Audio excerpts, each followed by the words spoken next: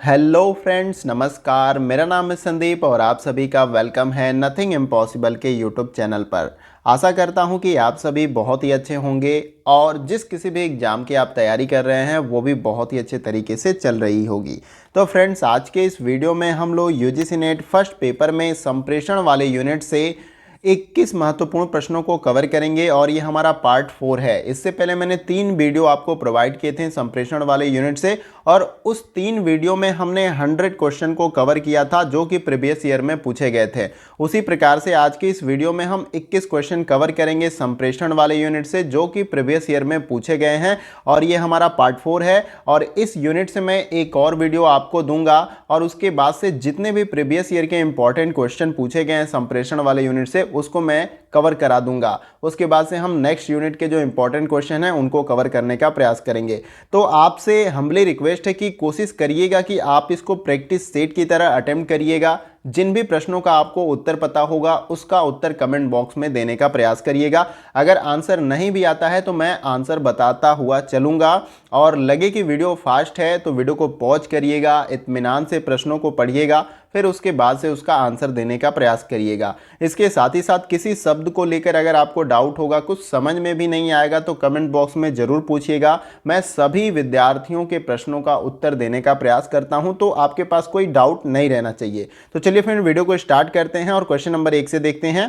तो देखिए यहाँ पर क्वेश्चन नंबर 1 में पूछा जा रहा है सबसे पहले कि प्रेषित होने पर संस्थानिक रूढ़िबद्ध धारणाएं बन जाती हैं। क्या बन जाती हैं भाई? मिथक बन जाती हैं, कारण बन जाती हैं या अनुभव बन जाती हैं, या ऑप्शन डी दिया गया है विश्वास या दृढ़ धारणा बन जाती हैं। प्रश्न में यही पूछा गया कि प्रेषित होने पर संस्थानिक रूढ़िबद्ध धारणाएं बन जाती हैं। क्या बनती हैं? मिथक, कारण, अनुभव, विश्वास या दृढ़ धारणा बन जाती हैं। आपको सही आंसर कमेंट बॉक्स में देना है। देखिए सभी क्वेश्चन के आगे मैंने किस सन में पूछा गया जो क्वेश्चन है उसको भी मेंशन किया है। तो ये क्वेश्चन यूजीसी नेट जून 2011 में पूछा गया है। तो इसमें जितने भी क्वेश्चन मैंने लिए हैं सभी क्वेश्चन प्रीवियस ईयर के पूछे गए हैं। किसी के सामने मैंने डेट मेंशन नहीं किया है लेकिन वो भी प्रीवियस ईयर में पूछे गए हैं। तो देखिए इस प्रश्न का जो हमारा राइट आंसर हो जाएगा फ्रेंड्स वो है आपका option number B. Option number B आपका राइट आंसर हो जाएगा, कारण। प्रश्न में यही पूछा गया कि प्रेषित होने पर संस्थानिक रूढ़िबद्ध धारणाएं बन जाती हैं तो कारण बन जाती हैं। इसको आप याद रखिएगा, अगर ये क्वेश्चन पूछा जाए तो आपको यही आंसर लगाना है। अगला क्वेश्चन देखते हैं। देखिए जो अगला क्वेश्चन हमारा है क्वेश्चन नंबर 2। इसमें पूछा जा रहा है कि जन संचार में चयनात्मक अवबोधन प्रापक। देखिए प्रापक का मतलब यहाँ पे इसी प्रकार से डिफिकल्ट वर्ड कई सारे आपसे एग्जाम में पूछे जाएंगे। तो इसमें प्रापक का मतलब होता है प्राप्त होने वाला।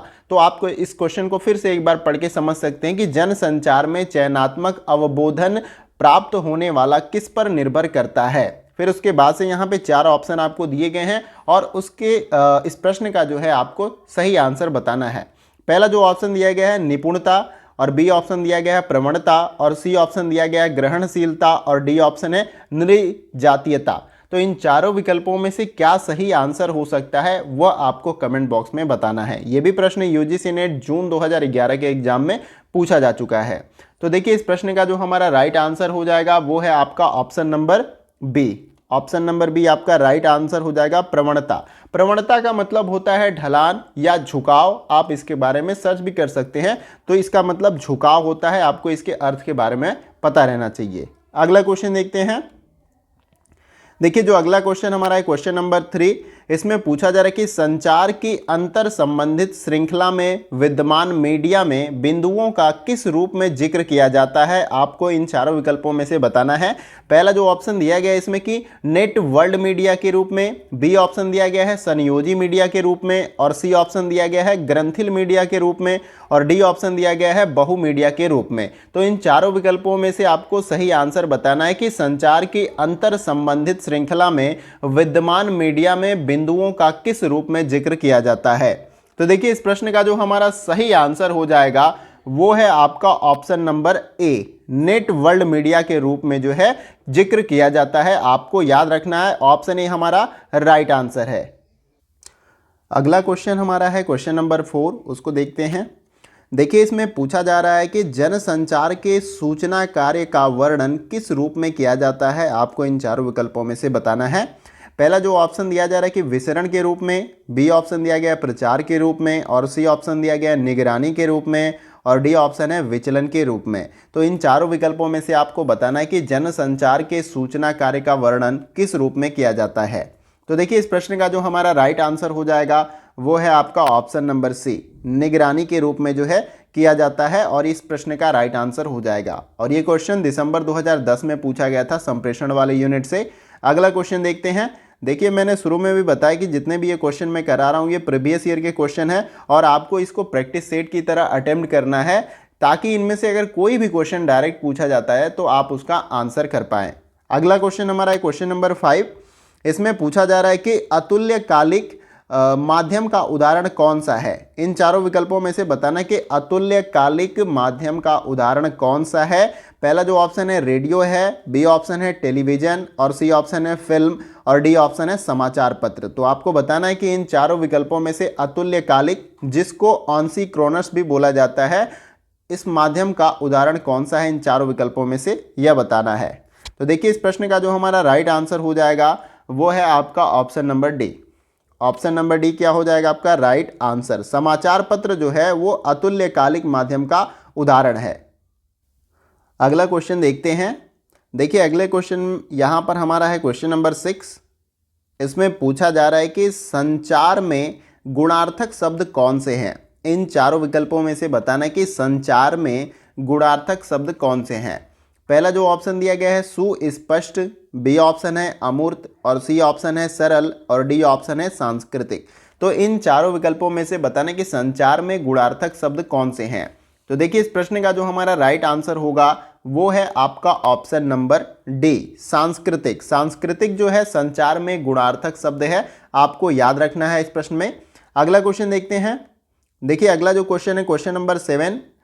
इसमें पूछा जा रहा है कि संदेश के नीचे संदेश को क्या नाम दिया जाता है। अगर संदेश के नीचे कुछ और संदेश है तो उसको क्या नाम दिया जाता है। इन चारों विकल्पों में से आपको वह बताना है। पहला जो ऑप्शन यहाँ पे दिया गया है अंतः स्थापित ग्रंथ, बी ऑप्शन है आंतरिक ग्रंथ, और सी ऑप्शन है अंतः ग्रंथ, और डी ऑप्शन है उपग्रंथ। तो इन चारों विकल्पों में से आपको सही आंसर बताना है कि संदेश के नीचे जो संदेश होता है उसको क्या नाम दिया जाता है। तो देखिए इस प्रश्न का जो हमारा राइट आंसर हो जाएगा वो है आपका ऑप्शन नंबर डी, उपग्रंथ। संदेश के नीचे जो संदेश होता है उसको उपग्रंथ कहा जाता है, आपको याद रखना है। बहुत ही इंपॉर्टेंट क्वेश्चन है, ये भी क्वेश्चन दिसंबर 2010 में पूछा गया है। अगला क्वेश्चन देखते हैं। देखिए जो अगला क्वेश्चन हमारा है क्वेश्चन नंबर 8।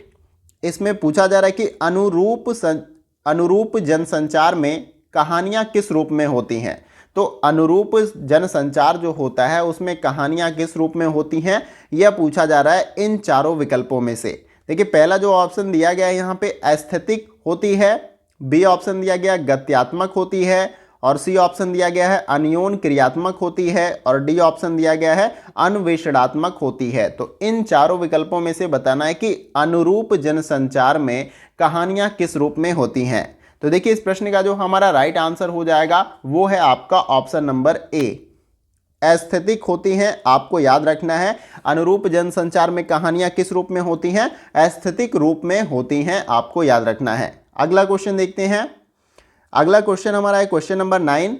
देखिए इसमें पूछा जा रहा है कि उपदेशात्मक संचार है किस प्रकार का है। भाई यहाँ पे इन चारों विकल्पों में से बताना है कि उपदेशात्मक संचार किस प्रकार का है। पहला जो यहाँ पर दिया गया ऑप्शन आपका अंतःवैयक्तिक है, बी ऑप्शन दिया गया है अंतर्वैयक्तिक है, और फिर उसके बाद से सी ऑप्शन है संगठनात्मक है, और डी ऑप्शन है संबंध सूचक है। तो इन चारों विकल्पों में से बताना है कि उपदेशात्मक संचार किस प्रकार का है। तो देखिए इस प्रश्न का जो हमारा राइट आंसर हो जाएगा वो है आपका option number B. Option number B आपका राइट आंसर हो जाएगा, अंतर्वैयक्तिक है। उपदेशात्मक संचार क्या है, अंतर्वैयक्तिक है, आपको याद रखना है। अगला क्वेश्चन देखते हैं।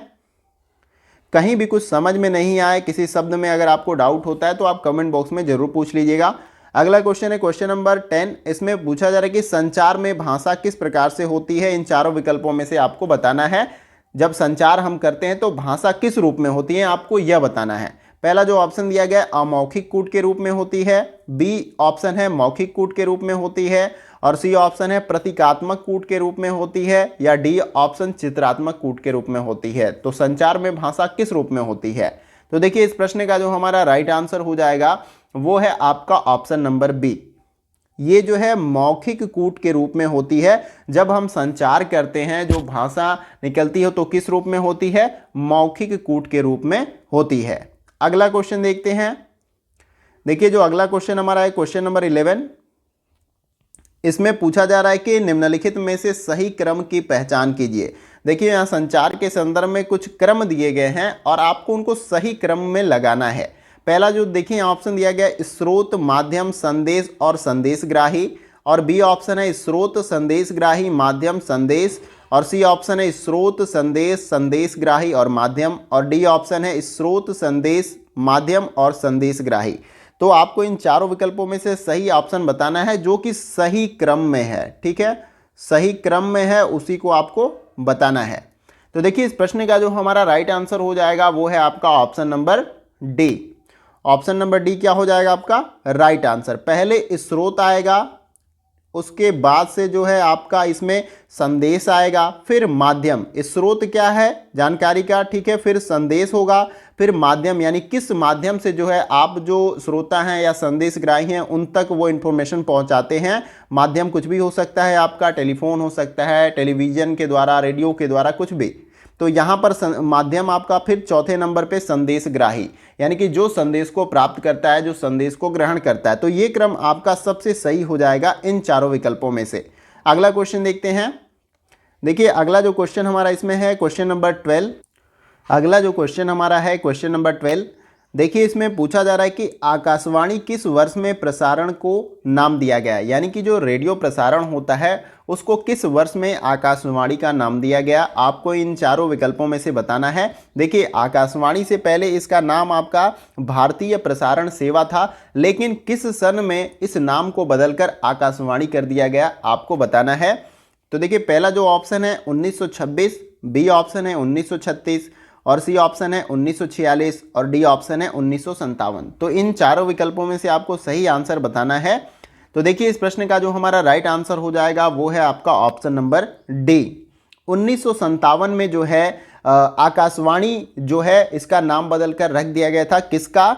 भारतीय प्रसारण सेवा जो थी रेडियो की, उसका नाम बदल के आकाशवाणी कब रखा गया था? 1957 में। इसके बारे में कुछ डिटेल में हम बातें कर लेते हैं, इसके बारे में कुछ और जानकारी जान लेते हैं ताकि उससे संबंधित भी प्रश्न पूछा जाए तो आप उसको बता सके। तो देखिए आकाशवाणी की जो स्थापना है वो 23 जुलाई 1927 को हुई थी। तब इसका नाम जो है भारतीय प्रसारण सेवा रखा गया था।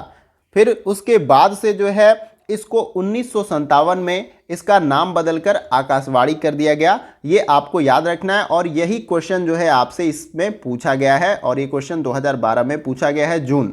तो इसको याद रखिएगा, जितने भी क्वेश्चन हैं इंपॉर्टेंट हैं, वो आपके एग्जाम में दोबारा रिपीट हो सकते हैं। अगला क्वेश्चन देखते हैं। अगला जो क्वेश्चन हमारा है क्वेश्चन नंबर 13।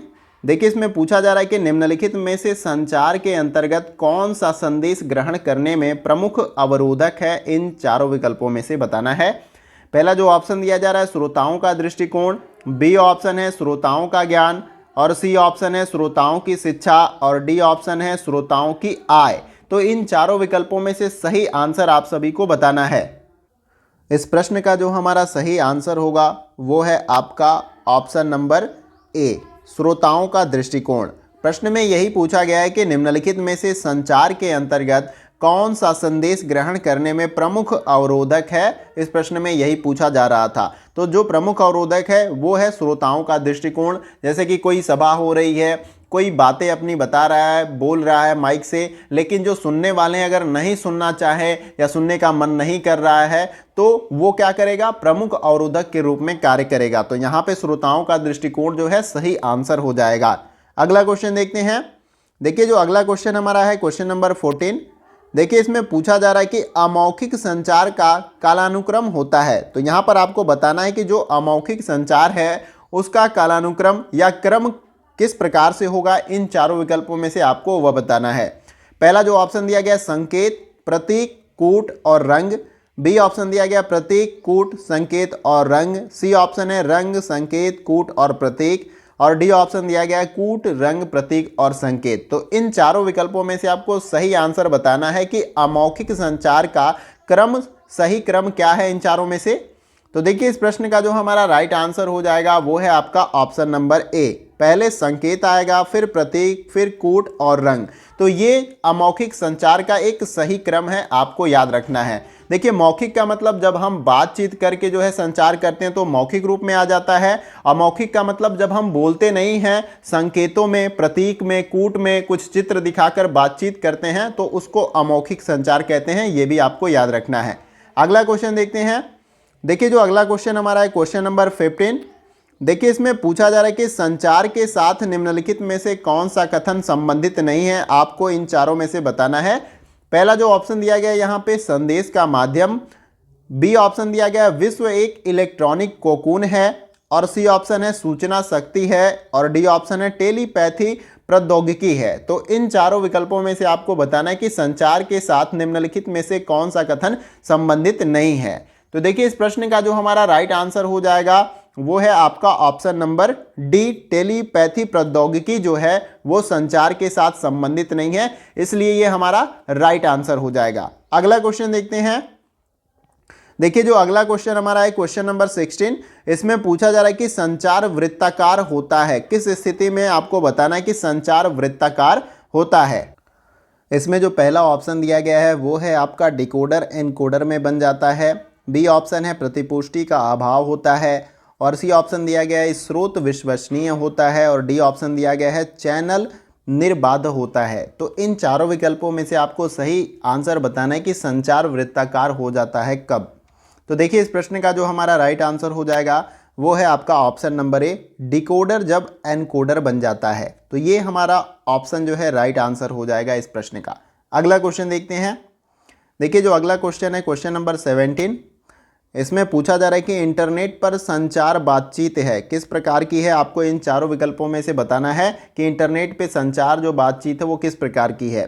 पहला जो ऑप्शन है मौखिक संचार के रूप में, बी ऑप्शन है गैर मौखिक संचार ग्रेप वाइन के रूप में, और सी ऑप्शन है समानांतर संचार के रूप में, और डी ऑप्शन है संचार के रूप में। तो इन चारों विकल्पों में से आपको सही आंसर बताना है कि इंटरनेट पे संचार बातचीत किस प्रकार की है।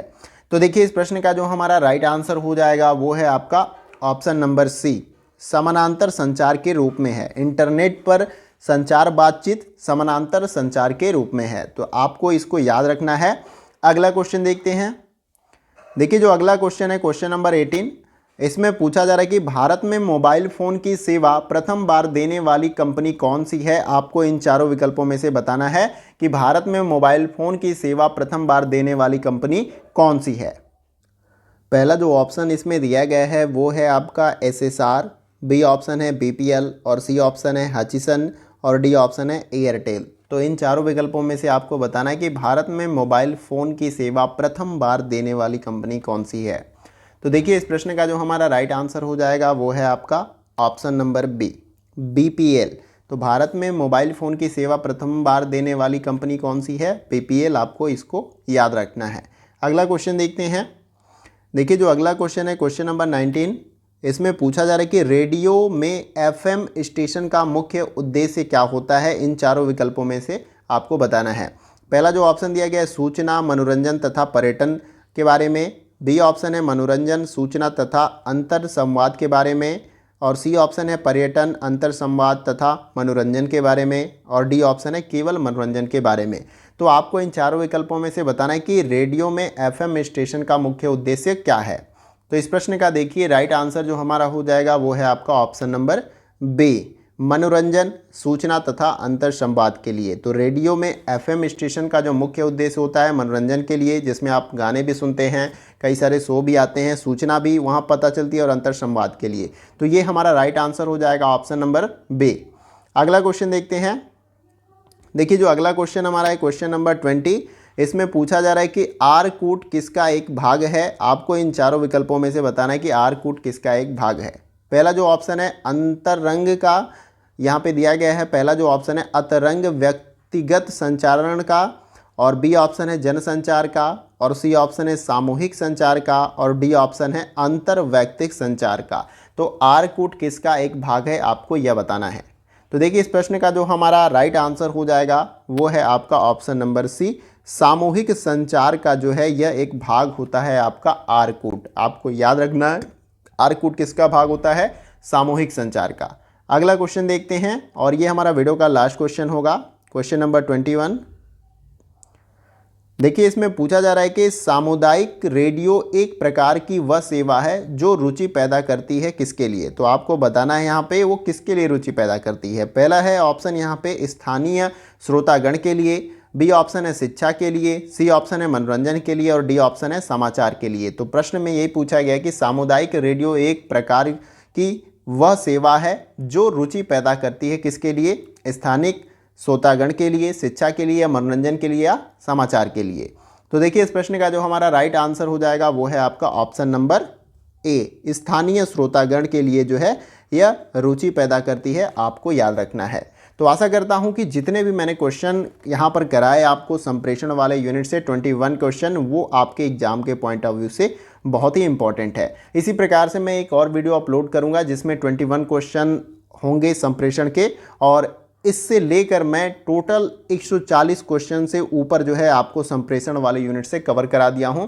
और ये सारे क्वेश्चन जो है प्रीवियस ईयर में पूछे गए हैं, तो और भी इंपॉर्टेंट हो जाते हैं क्योंकि प्रीवियस ईयर के क्वेश्चन भी बहुत बार रिपीट किए जाते हैं। तो ये क्वेश्चन अगर आपके तैयार रहेंगे, आई होप कि आपने अच्छे से इसको प्रैक्टिस सेट की तरह अटेम्प्ट किया होगा और बहुत सारे प्रश्नों का सही उत्तर दिया होगा। और किसी प्रश्नों को लेकर अगर डाउट है, समझ में नहीं आता, तो कमेंट बॉक्स में ज़रूर पूछिएगा, उसका आंसर देने का मैं प्रयास करूंगा। और किसी और टॉपिक पे वीडियो चाहिए या कोई क्वेरी है या क्वेश्चन है तो ज़रूर कमेंट बॉक्स में पूछिएगा, मैं उसका सॉल्यूशन प्रोवाइड करने का प्रयास करूंगा। देखिए वीडियो कैसा लगा इसके बारे में ज़रूर बताइएगा, और उसके साथ ही साथ वीडियो कहीं से भी अच्छा लगे तो वीडियो को लाइक करिएगा, क्योंकि आपके एक लाइक से हमें मोटिवेशन मिलता है, अप्रिसिएशन मिलता है, हमें लगता है कि आप हमारी वीडियो को देखते हैं और हमें आपके लिए कंटिन्यूअस वर्क करना चाहिए। और चैनल पे नए हैं तो चैनल को सब्सक्राइब कर सकते हैं, और उसके बगल में जो बेल आइकन का बटन होता है इस प्रकार से, यहाँ पे बेल आइकन का बटन होता है इस प्रकार से, तो उसको आप प्रेस कर लीजिएगा न्यू वीडियो के नोटिफिकेशन को पाने के लिए। तो फ्रेंड्स आज के वीडियो में बस इतना ही, फिर मिलते हैं नेक्स्ट वीडियो में कुछ और इंपॉर्टेंट क्वेश्चन के साथ।